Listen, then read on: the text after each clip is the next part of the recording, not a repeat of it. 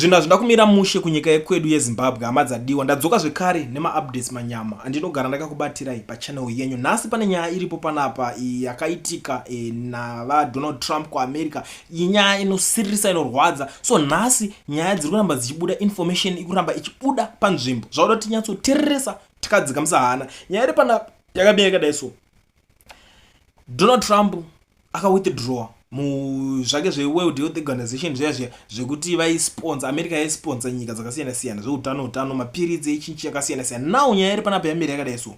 Zimbabwe is number 27 for the most aid given by the USA. We get just over 300 million annually to assist mainly in the healthcare sector and humanitarian ARVs and other prevention services. It's time we think about how to invest more in health through our mineral resources.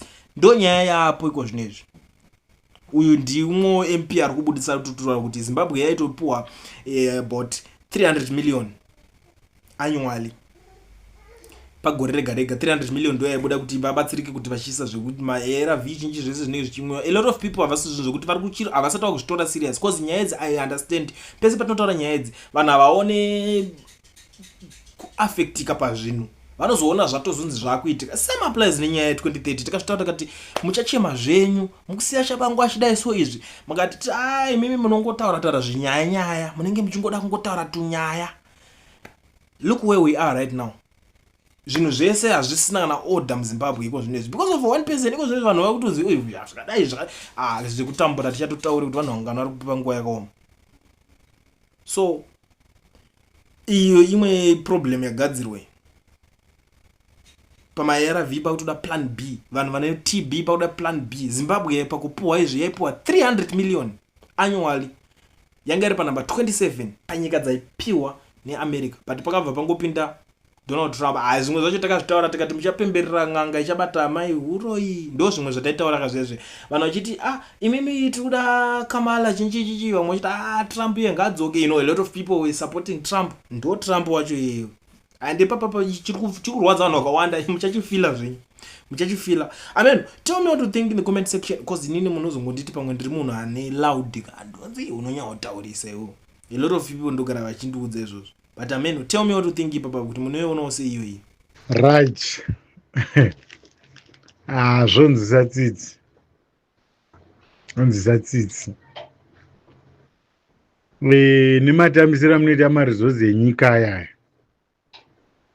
Gold ramunotora rese riya, diamond, platinum, chrome, lipsum, zvakawanda tisingaoni kana chazvinobuditsa. Kana homwe chaichayo yamunayo yemari dzakaita saidzodzo dzekuti munogarawo mune homwe yemari yokuti aiwa tikawana dambudziko iri tinotora mari muhomwe iyi tichikavha gepi iri. Saka ipapa Trump akangoramba akaomesa musoro zvikaoma chaiko naiwo musoro bhangu iwo unosoro rakangoti tande tsinga ngeruoko rweshoko. Unofunga kuti unozvikunda herewe?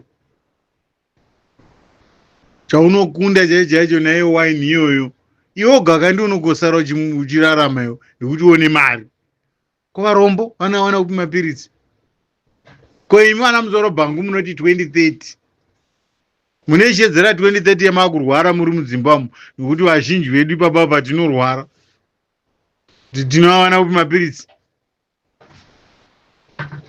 Munoswera muchikwidza mabhurugwa muchimanya kumusangano kukanyatsorwara chaiko kana simba rokusumuka usumuke. Ndo zvatinotaura kuti nyika yakumbodawo mumwe mutungamiri sezvakaitwa kuZambia, sezvakaitwa kuMalawi, kune dzimwe nyika kunana Burkina Faso. Hapana munhu anofanira kurambira pachigaro haisi nyika yako kana yaamai vako chete. Ukatonga upa wawana mukana ipapo chibva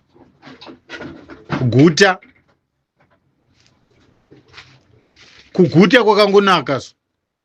Munangagwa mari yawaba yakawandisa zvokuti ukangobva izvezvo ukasiya ukati ino arume angu matema akwana, vanotevera zvionere iwo vozvionera, hwina adyiwa. zvisina kupondana mukati, zvisina kubvundusirana, zvisina kushandisa macid macio fazi.